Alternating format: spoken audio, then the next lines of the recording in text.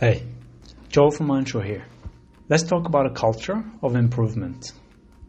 And let's start with having a look at what a great leader and a billionaire, Hastings of Netflix, is saying about culture. $5 million in the bank before we turned cash flow positive.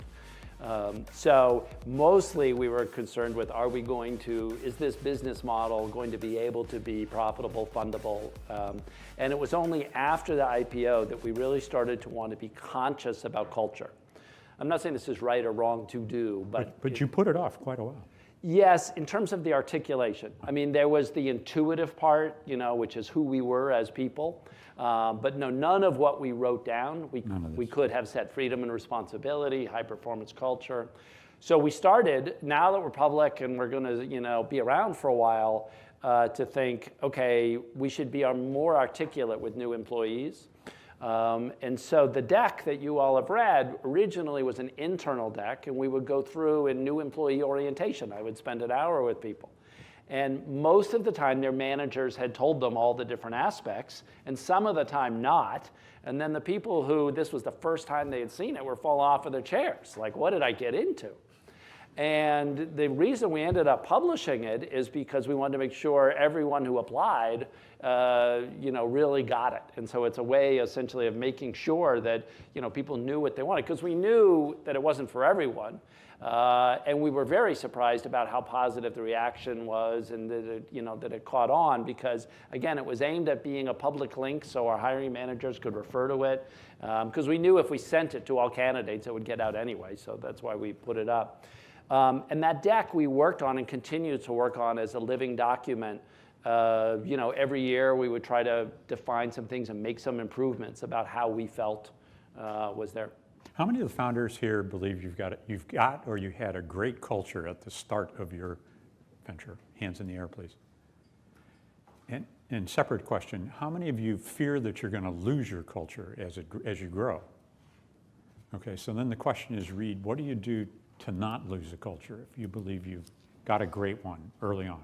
Yeah, I mean, one of the most common questions new employee asks is, how do we preserve the culture? And I say, well, to preserve something, to pickle it is the wrong solution. We're not trying to preserve the culture, we're trying to make it better. And it's materially better than it was 5 years ago, and I'll cite a couple of specific examples. And then say, your job, in addition to doing your role, is to figure out how do we get even better? Because it's only when you struggle to get better that you really keep it vital and alive. So you always have to be saying, yeah, it's pretty good culture, but I'm sure it can be better. How can we be better? And so it's that struggle to improve that keeps it fresh. From this, there are 3 points that I would like to make. Number 1, we should build a culture of improvement. Number 2, we should learn from the best. And number 3, we should keep track of improvements. Number 1, we should build a culture of improvement.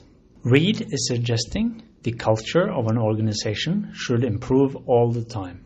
I've seen this in many great leaders. They talk about culture of improvement. Perhaps Toyota is the one company that is best known for this. Number 2, we should learn from the best. While it might be difficult to achieve what these people have achieved, we might be able to achieve some of it if we learn from them.